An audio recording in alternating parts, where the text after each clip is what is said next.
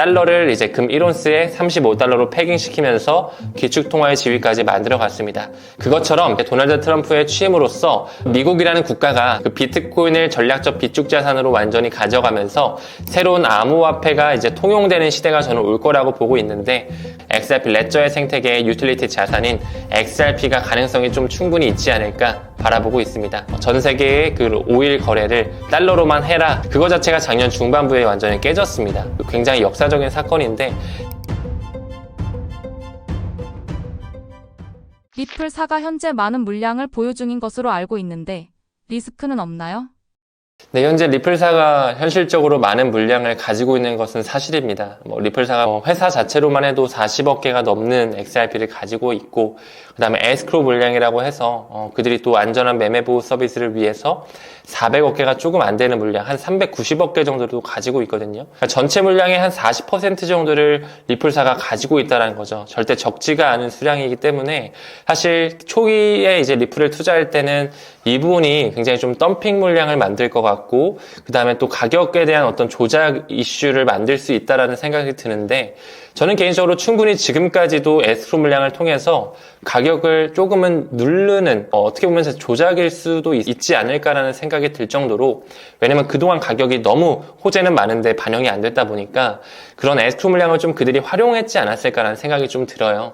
근데 이제 올해 자체는 정말로 그 금융생태계가 바뀌는 과도기에 있기 때문에 그 ISO 2002가 이제 탑재되는 시기가 점점 다가오고 있습니다. 그렇기 때문에 그 안에는 리플렛이 들어있고 연준의 채택과 스위프트의 공존의 시기가 오게 되면 절대로 그 CBDC의 세상, 디지털 세상에서 리플 1000억 개 자체는 너무나 부족한 수량이거든요. 왜냐하면 스위프트의 시장 규모가 하루에 5조 달러의 돈이 왔다 갔다 하는 시장 규모고, 연 기준으로 봤을 때는 거의 20경원이 넘어가는 수준이에요. 그러다 보니까 굉장히 많은 시장 캐파를 차지하고 있는 게 스위프트 시장인데, 거기서 기관의 도매용 CBDC에 이동해서 리플이 쓰인다고 하더라도 지금 현재 많은 물량을 물론 리플사가 가지고 있는 건 맞지만, 우리가 조금 더 비저너리하게 보게 된다면 현저하게 부족한 수량이다. 그렇기 때문에 또 리플의 기술진들이 리플을 애초에 설계할 때 쪼개지는 단위, 그리고 드랍 단위라고 하죠. 100만분의 1로서 쪼개질 수 있게끔 설계해 놓지 않았을까, 이렇게 좀 바라보고 있습니다. 세계 기축 통화가 된다면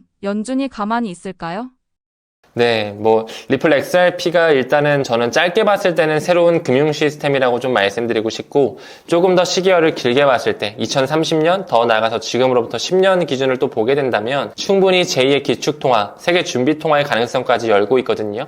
실제로 리플의 초기 개발자인 아서브리또는 작년 9월 정도에 리플은 전 세계 75억 명의 인구를 완전히 수용할 수 있도록 만들어진 $10,000로 설계된 하나의 암호 자산이다, 이렇게 얘기한 바가 또 있었습니다. 근데 그 부분에 있어서 과연 연준이라는 세력이 가만히 있겠느냐라고 이제 퀘스천 마크를 주신다면, 사실 우리가 연준에 대해서 좀 우리가 본질에 대해 알 필요가 반드시 있거든요. 이 페더럴 리저브, 페드라고 하는 연준, 겉으로만 봤을 때는 미국의 중앙은행이라고 이제 포장은 되어 있지만 실제로는 월가의 그 금융 세력들이 지분 100%를 소유하고 있거든요. 예를 들어서 JP모건이나 시티은행, 뱅크 오브 아메리카, 골드만삭스, 이런 은행들이 연준의 지분을 다 가지고 있어요. 그 뒷배를 봤을 때는 또 블랙록을 필두로 한 빅4, 빅5 자산들이 싹 다 들어가 있거든요. 근데 리플의 초기 투자자들을 봤을 때 뿌리가 다르지가 않습니다. 그렇기 때문에 어떻게 보면 또 리플이 탈중앙화된 코인이 아니라 중앙화된 코인인데, 그들 세력의 입장에서는 좀 충분히 쥐락펴락할 수 있는 그런 매력적인 암호 자산이 또 되기 때문에 더더욱 우리가 비저너리하게 투자해야 된다고 생각하고 있습니다. 리플이 제2의 기축 통화가 될 수 있다고 하셨는데 왜 그렇게 생각하시나요? 네, 일단은 지금 현재 달러의 역사가 점점 저물어가고 있습니다. 저 같은 경우는 달러의 시작점을 1차 세계대전 1914년, 그리고 또 연준의 출범이 굉장히 중요한 시점이라고 보거든요. 연준의 출범은 1913년입니다. 지금으로부터 100년이 넘었고, 과거에 달러 이전의 기축통화였던 파운드와 역시 한 105년, 110년 정도의 그런 기축통화의 길을 걸어왔거든요.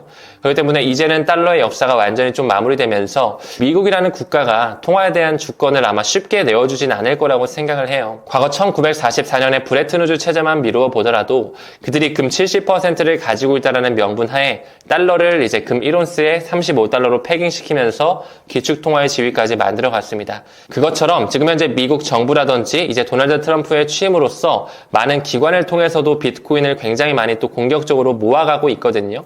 그러면서 미국이라는 국가가 새로운 온라인금, 그 비트코인을 전략적 비축 자산으로 완전히 가져가면서 새로운 암호화폐가 이제 통용되는 시대가 저는 올 거라고 보고 있는데, 그 부분이 이제 또 중앙화된 코인이자 지금 현재 브릭스 국가를 필두로 해서 크루드 오일의 결제로 활용되고 있는 XRP 레저의 생태계의 유틸리티 자산인 XRP가 가능성이 좀 충분히 있지 않을까 바라보고 있습니다. 그리고 방금 언급드린 것처럼 이제 작년 중반부를 기준으로 과거부터 있었던 이제 페트로달러라고 하죠. 오일 머니로서 이제 사우디아라비아랑 미국과 합정을 해서 전 세계의 그 오일 거래를 달러로만 해라, 이런 하나의 협정이 있었는데 그거 자체가 작년 중반부에 완전히 깨졌습니다. 굉장히 역사적인 사건인데, 지금 물론 이제 뭐 브릭스 국가들이 뭐 위안화라든지 루브라를 써서 무역 결제 대금을 주고받고 있지만, 조금씩 인도라든지 아랍에미리트와 같은 그런 브릭스 세력들이 이제 크루드 오일을 결제할 때 XRP 레저의 망을 활용해서 리플을 브릿지 통화로 활용한 빠른 효율적인 결제 메커니즘을 활용하고 있다는 에비던스가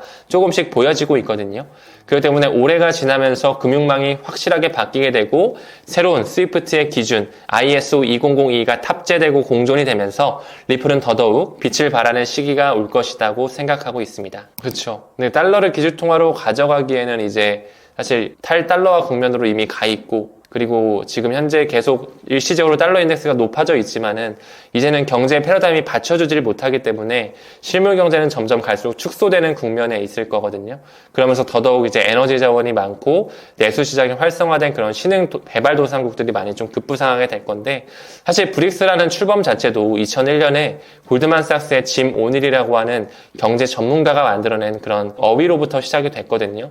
즉 다시 말해 연준을 필두로 한 미국의 세력 자체가 리플을 이제 활용해서 그들의 의도 하에 XRP를 제2의 기축통화, 세계 준비통화로 가져갈 수 있으며 이제 미국의 국가 부채를 완전히 해결할 수 있는 솔루션으로도 인용할 수 있다라고 보고 있습니다. 브릭스 연합체가 점점 커지면서 공동통화에 대한 이야기가 나오고 있는데 리플의 위협이 되지 않는 건가요?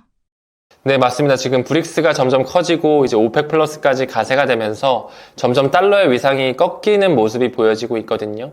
하지만 정말로 뭐 중국이 준비하는 결제 시스템이라거나 러시아, 뭐 인도가 준비하는 그런 시스템을 봤을 때 전혀 그 스위프트망, 그 페드나우에서 연준이 고안하고 있는 메시징 표준과 다르지가 않습니다. 겉으로는 미국의 그 달러와 브릭스의 공동 통화가 경쟁하는 것처럼 보여지지만 실제로는 하나의 표준으로서 이제 금융 생태계를 바꾸는 시나리오의 과정 중에 있다라고 보거든요.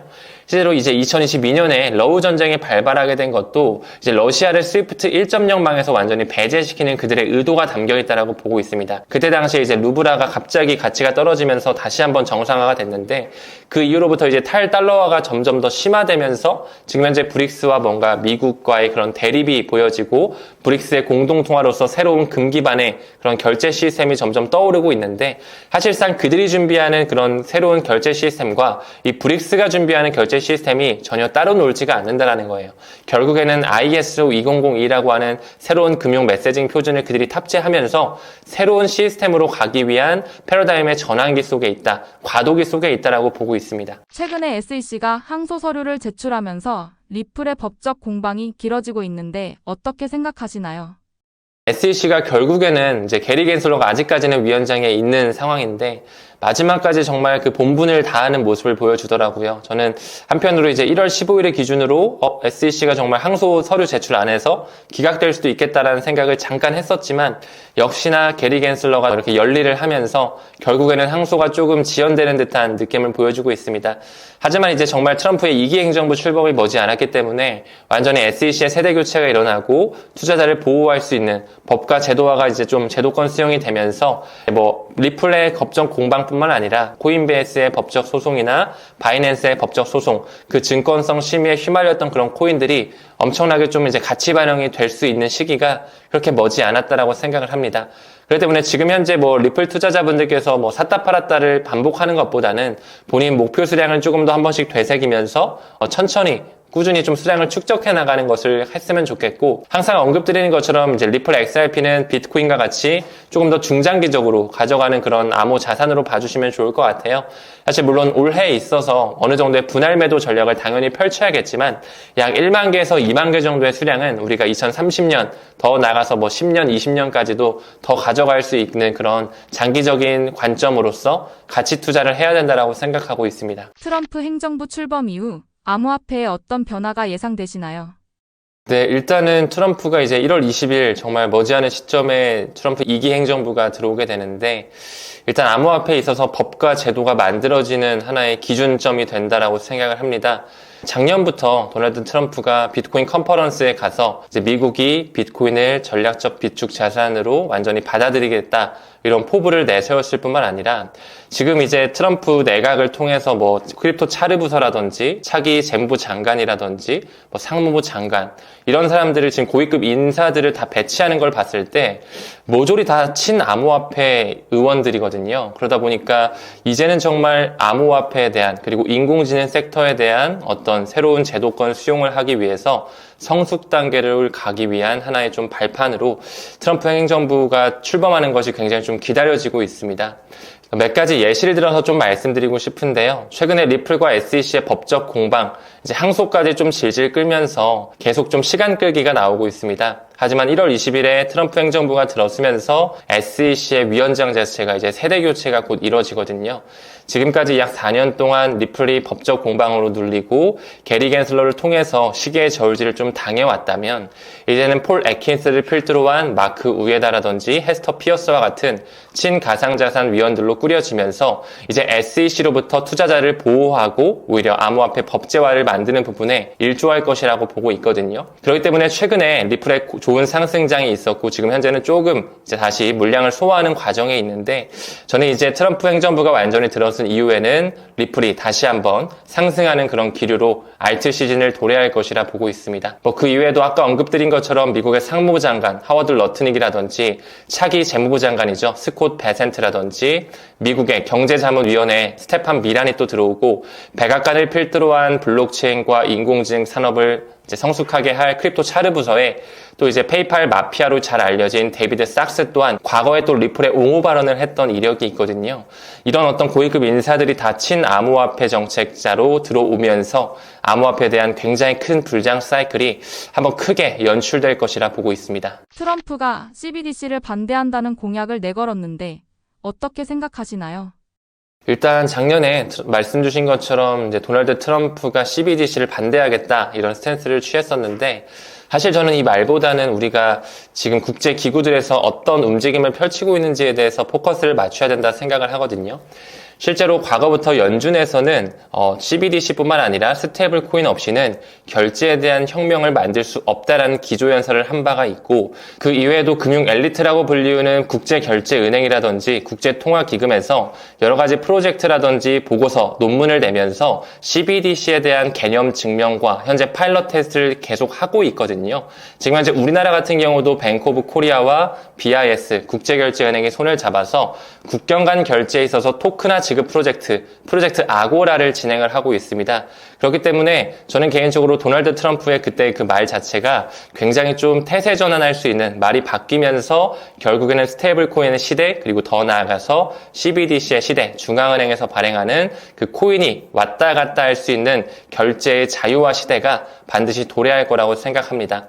또한 그 세계 경제 포럼의 아젠다를 보거나 G20 정상회담의 그런 의제들을 봤을 때도 항상 스테이블 코인에 대한 의제를 명시를 하면서 그들이 어떤 식으로 지금 현재 산업을 구축하고 있고 이제 시범 단계를 하고 있다라는 그런 말들이 나오고 있거든요. 그런 부분에 있어서 반드시 CBDC의 세상은 도래할 수밖에 없다라고 생각을 합니다. 사실 개인의 입장에서 CBDC의 세상이 온다라는 것은 어떻게 보면 굉장히 좀 통제권으로 들어가는 시대라고도 비춰질 수 있을 것 같아요.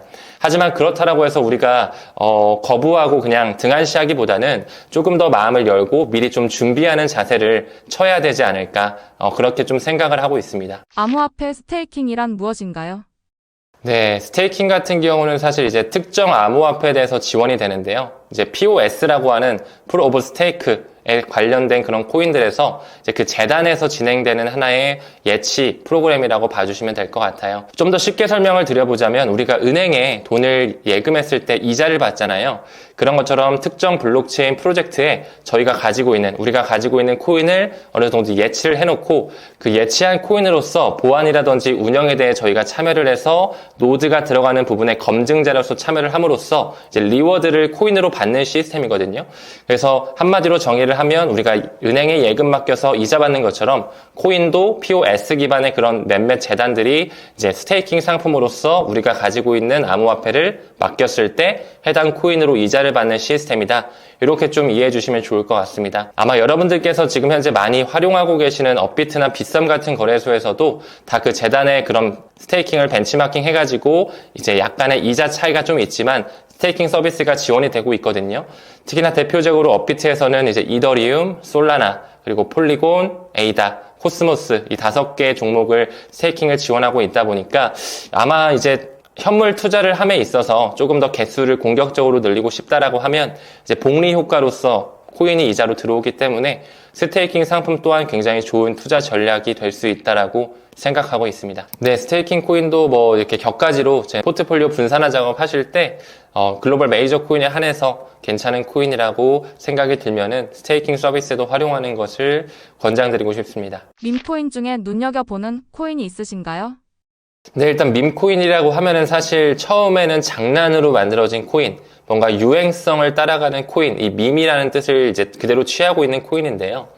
우리가 암호화폐를 투자할 때 반드시 그 기관의 채택을 받은 코인에 집중을 해야 됩니다. 특히나 도지코인이라든지 시바이누와 같은 이런 코인들은 지금 현재도 시가총액 굉장히 상단에 있거든요. 10위권, 20위권 안에 있기 때문에 이제는 정말 글로벌 메이저 코인으로 우리가 인식을 하고 기관의 채택을 이미 받았기 때문에 어떤 커뮤니티에서 활용이 될지에 대해서 조금 더 주목을 하면서 이 또한 우리가 포트폴리오 분산화할 때 굉장히 참고해야 되는 그런 코인이라고 생각을 합니다. 최근에 그 월가에서 만든 하나의 거래소가 있습니다. EDX 마켓이라고 있는데 과거에는 4가지의 코인이 상장됐었거든요. 비트코인, 이더리움, 그리고 디지털 은인 라이트코인과 비트코인 캐시 이렇게 4가지가 상장이 됐다가 작년 중반부 기점으로 이제 비트코인 캐시가 빠지게 됐어요. 그래서 지금 현재는 이제 3가지 코인만 인덱스로 활용이 되는데 작년 연말을 기준으로 도지코인과 시바이누를 상장 목록에 올렸다가 그들이 삭제를 했습니다. 저는 이 시그널이 굉장히 좀 눈여겨봐야 되는 그런 시그널이라고 생각을 하거든요. 그 이외에도 벡트라고 하는 하나의 암호화폐 플랫폼이 있습니다. 이제 도널드 트럼프가 곧 취임을 하게 되면 그 트럼프 미디어에서 인수할 수 있다는 설도 들었던 그런 하나의 플랫폼인데 이 플랫폼의 뒷배를 봤을 때 인터컨티넨탈 익스체인지라고 하는 그 기득권 거래소 그룹이 완전히 소유하고 있다고 봐주시면 되거든요.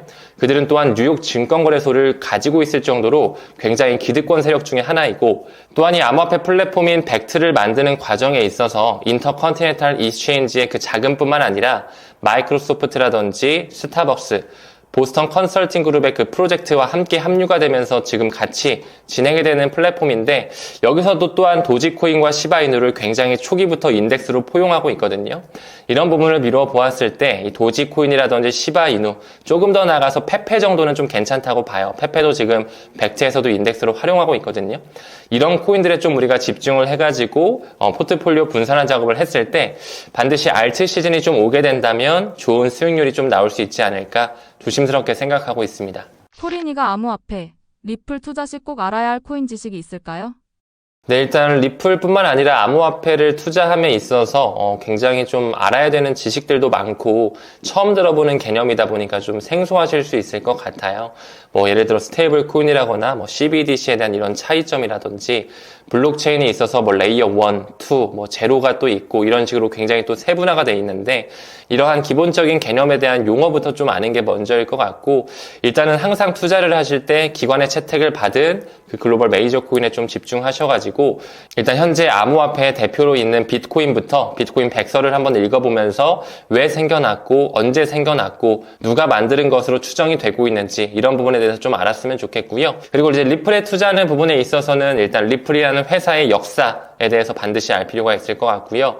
또한 리플이 지금 활용하고 있는 ODL이라고 하는 시스템이 있어요. On Demand Liquidity라고 해서 최근에는 리플 페이먼트로 완전히 리브랜딩이 됐거든요. 그래서 그런 송금 솔루션이 어떤 메커니즘으로 이루어지는지 이러한 개념도 반드시 아실 필요가 있고 또한 리플사가 지금 현재 2017년 말부터 계속 락업 물량으로 가지고 있는 에스크로라고 하는 그런 지갑이 있습니다.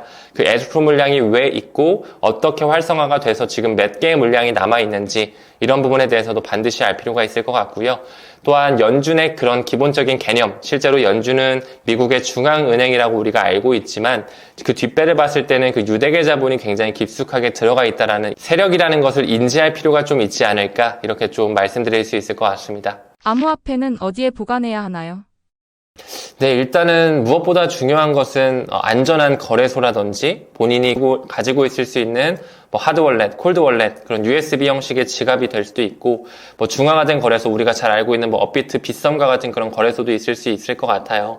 특히나 저 같은 경우는 업비트 빗썸도 활용을 하고 있고, 세계 최대 거래소죠. 바이낸스 거래소도 활용을 하고 있거든요. 이제 국내 거래소부터 좀 말씀을 드리면, 우리나라에 국내 5대 거래소가 있습니다. 업비트, 빗썸, 그리고 코인원, 코빗, 고팍스 이 5가지 거래소는 금감원뿐만 아니라 금융위원회에서도 이제 VASP라고 하는 그 라이선스를 가지고 있는 하나의 거래소라고 봐주시면 돼요. 어떤 그런 거래소 사적인 집단이 아니라 그 금융의 그 기구들과 함께 손잡고 있는 VASP라고 하는 그런 라이선스를 가지고 있는 거래소다 보니까 안전하다라고 보는 중에 있습니다. 그리고 이제 아무래도 바이낸스 자체가 세계 최대 거래소다 보니까 유동성도 굉장히 좀 풍부하고 여러 가지 스테이킹 상품이라든지 얼은 상품을 좀 많이 출시가 되어 있어서 활용을 하고 있거든요.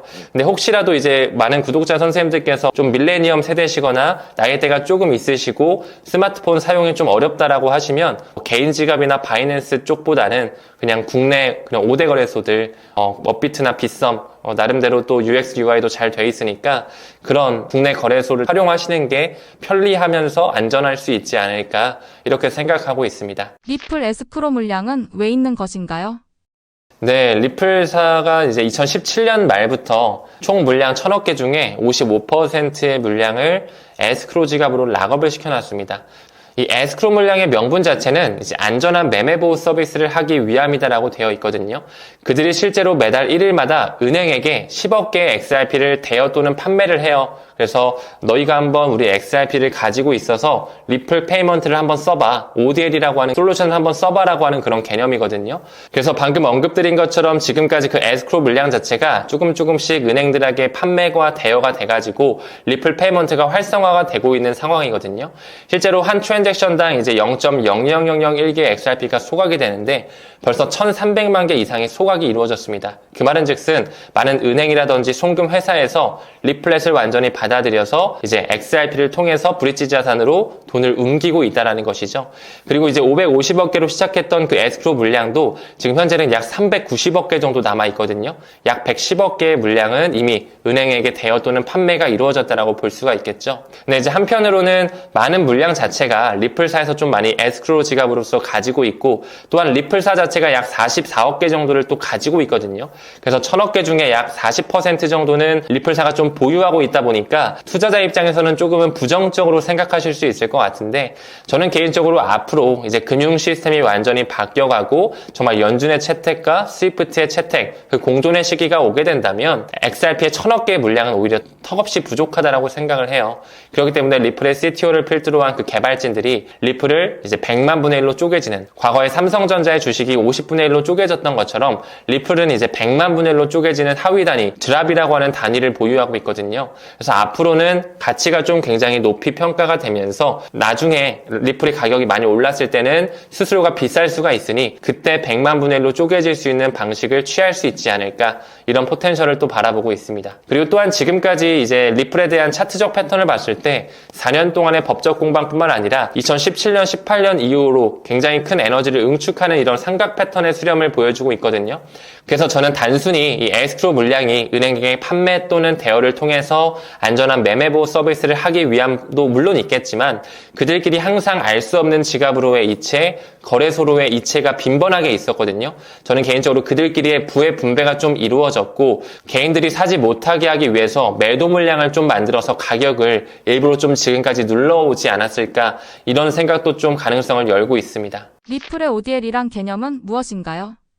네, 일단 ODL이라고 하면 On Demand Liquidity라고 하는 하나의 약자로 봐주시면 되고 사실 ODL로 완전히 통합되기 전에 리플사에서 고안한 3가지 솔루션이 있었습니다. 첫 번째가 이제 Xcurrent, 이 부분은 이제 인터레저 프로토콜을 통해서 리플을 사용하지 않고 정말 그냥 블록체인 위에서 가치가 빠르게 이동이 되고 오차가 없는지에 대한 하나의 이제 시범 테스트라고 봐주시면 되고, 그 다음에 X 래피드입니다. 이제 이 경우가 ODL로 진화가 됐다라고 봐주시면 되는데, 실제로 XRP를 활용해서 가치를 이동하게끔, 그렇기 때문에 은행의 유동성 문제를 완전히 해결할 수 있는 솔루션이거든요. 굉장히 혁신적으로 금융망 생태계를 바꿀 수 있는 솔루션이라고 보고 있고, 마지막 XVIA 같은 경우는 API라고 하는 어플리케이션 프로그래밍 인터페이스를 통해서 빅테크 회사라든지 핀테크 회사에서 리플렛을 활용할 수 있는 이런 솔루션이라고 봐주시면 되거든요. 근데 이 세 개가 완전히 이제 ODL로 통합이 됐고, 그렇기 때문에 ODL 이꼬르 리플 페이먼트로 봐주시면 되겠죠. 실제로 이제 ODL 같은 경우는 리플을 송금 메커니즘에 완전히 활용을 해가지고 3초에서 5초 안에 결제가 이루어지게 되고요. 1초에 약 3,500건의 트랜잭션, 거래가 이루어지게 됩니다. 굉장히 빠르고 비용 효율적이라고 볼 수가 있고, 하나의 그 가치가 이동될 때 XRP가 0.00001개가 완전히 소각이 되면서 이제 수수료로 적용이 되거든요. 그러면서 굉장히 비용 효율적이고 에너지 친화적인 그런 결제 플랫폼으로 봐주시면 좋을 것 같습니다.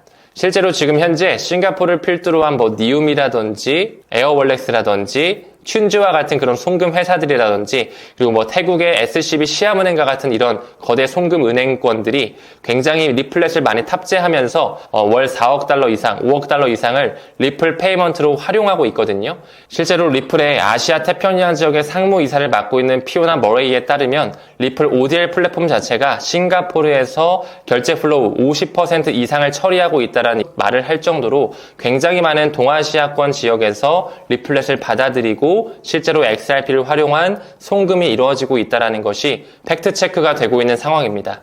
그리고 마지막으로 XRP 스캔이라고 하는 하나의 홈페이지에 들어갔을 때 실시간으로 리플이 얼마나 많이 소각이 되고 얼마나 빠르게 소각이 되면서 지금까지 몇 개의 리플이 소각되는지를 확인할 수가 있거든요. 작년 연말에 RLUSD가 출시된 이후에 더 빠르게 소각량이 늘어났다라고 볼 수가 있고, 현재 약 1,350만 개가 소각됐다는 것을 확인할 수가 있었습니다. 유튜브 채널 운영 시 중요하게 생각하는 덕목은 무엇인가요? 네. 제가 일단은 그 타임 레버리지라는 채널을 운영하면서 인생 3대 원칙을 제가 가지고 있거든요. 정직, 성실, 겸손이라고 하는 이 3대 원칙이라는 것을 통해서 제가 뭔가 배우고 경험했던 것들, 학습했던 그런 지식을 통해 남들에게, 타인에게 동기부여를 주고 도움이 될 수 있을 때 굉장히 좀 좋은 시너지를 제가 느끼면서 좀 굉장히 그게 저의 삶의 의미라고 생각을 하고 있습니다. 그래서 무엇보다 그런 진정성 있는 채널 운영에 좀 힘을 쓰고 있는 것 같고요. 요즘에는 워낙 정보화 시대가 자유롭게 펼쳐졌다 보니까 저도 당연히 전문가는 아니지만 저뿐만 아니라 굉장히 많은 전문가분들이 유튜브에 나와가지고 혹은 TV에 나와가지고 강연하는 것도 볼 수가 있고, 또한 저보다 더 많이 배우시고 공부하신 그런 석학들의 어떤 강연도 모두 다 들을 수가 있는데, 제 영상을 봐준다라는 것 자체에 대해서 굉장히 좀 감사한 마음을 가지고 유튜브 채널을 운영하는 것 같아요. 저 또한 물론 투자에 있어서 안정성과 진정성을 굉장히 중요시하지만 저희 구독자님들, 그리고 또 떠먹여주는 TV의 구독자님들도 항상 암호화폐를 투자할 때 내 자산을 좀 안전하게 지키면서 좀 안전 투자하고 조금 더 좋은 수익률을 만끽할 수 있도록 공부하는 토대를 마련할 수 있게 해드리는 게 사실 저의 최종 목표거든요. 그래서 아직은 많이 좀 부족하지만 미래 한 2030년을 좀 목표로 잡고 있는데, 투자사관학교를 좀 만들어서 많은 대한민국의 대중들이 암호화폐 투자에 있어서 조금 더 건강하게 공부해서 투자할 수 있는 환경을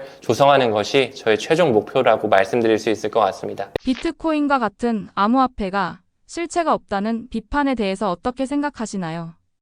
네, 일단 맞습니다. 대중분들께서 암호화폐, 비트코인, 이더리움도 마찬가지고 리플도 마찬가지인데, 처음 생각하실 때 주식처럼 회사가 있는 게 아니라 뭔가 허상처럼 허구의 것처럼 보이다 보니까 실체가 없다라는 식으로 좀 많이 생각을 하셔가지고 내가 이걸 진짜 투자해도 되는 건지에 대해서부터 사실 좀 진입장벽이 있었던 것 같아요. 저 또한 사실 그랬거든요. 근데 이제 슬슬 우리가 시대가 변화하는 걸 좀 느끼고 지금 현재 많은 금융 금융사에서도 STO라고 하는 Security Token Offering, 이제 주식을 코인으로 사는 거를 좀 준비하고 있고요. 우리나라에 지금 한국은행 또한 CBDC에 대한 파일럿 테스트를 진행하면서 하나로마트라든지 편의점 같은데 지금 일부 그런 매장에서는 QR코드를 통해서 블록체인을 탑재한 결제를 실시간으로 한번 운영해보는 움직임이 보여지고 있거든요. 우리가 뭐 로봇도 마찬가지였고 뭐 키오스크도 마찬가지였던 것 같아요. 갑자기 이런 게 들어왔네? 시대가 빠르게 변했네? 느끼는 것처럼 아마 시간이 지날수록 세상은 더 빠르게 변할 것으로 보고 있습니다. 그 부분에 있어서 이제는 정말 그 4차 산업혁명의 시대,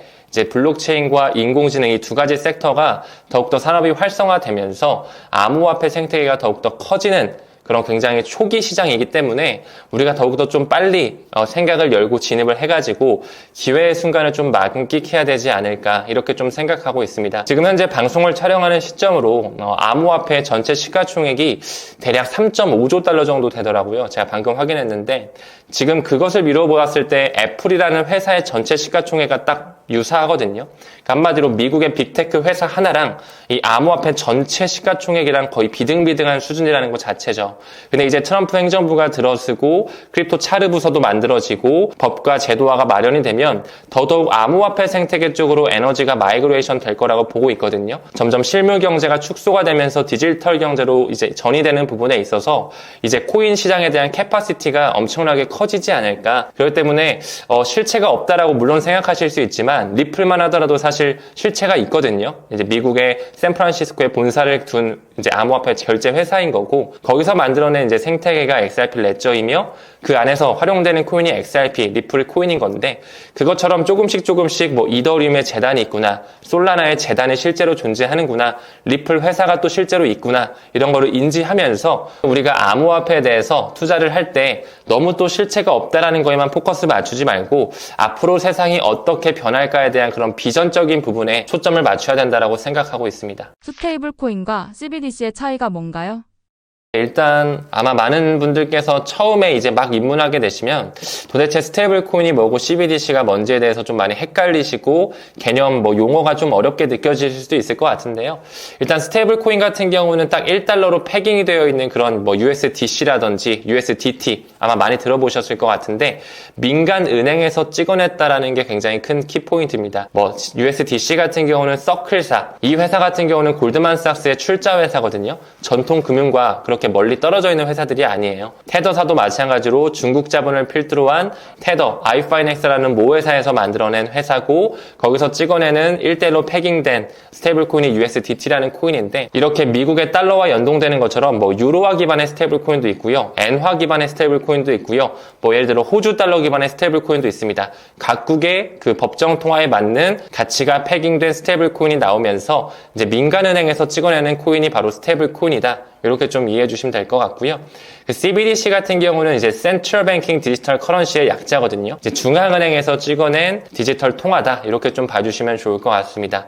그 중에서도 이제 어떤 블록체인 메인넷 안에서 스테이블 코인이 활성화가 되고 CBDC의 세상이 왔을 때 어떤 블록체인 상에서 이제 결제가 이루어지는지가 굉장히 중요할 것 같은데 그 중에서도 이제 대표적인 것이 이제 이더리움이라든지 그리고 제가 열심히 공부하고 있는 리플의 이 메인넷 또한 CBDC의 그 기관용 결제에서 엄청나게 이제 활성화가 되고 기관의 채택을 받으면서 왕성하게 유틸리티 코인으로 이제 성장할 것이라 보고 있습니다. 리플의 진정한 가치와 비전은 무엇이라고 생각하시나요? 네, 저는 항상 이제 구독자 선생님들께 말씀드리는 게 리플 XRP는 단순한 암호화폐가 아니라 새로운 금융 시스템이라고 말씀을 좀 드리고 있어요. 실제로 2025년 자체가 금융 시스템이 바뀌는 하나의 기준의 해, 원년이 될 것이라고 보고 있거든요. 과거부터 그 국제 기구들, 뭐 국제결제은행이라든지 국제통화기금의 핀테크 노트만 보더라도 이제는 뭔가 금융망을 바꿀 준비를 그들이 하고 있고 이제 그들이 준비하고 있는 표준, 이제 ISO 2002라는 표준을 탑재하는 시기가 이제 다가오고 있습니다. 실제로 3월 11일 기준으로는 연준에서 고안한 FedNow 서비스 안에 ISO 2002가 탑재가 되고 올해 11월 22일을 기준으로는 전 세계 금융 파이프라인인 스위프트망에 ISO 2002가 탑재가 되거든요.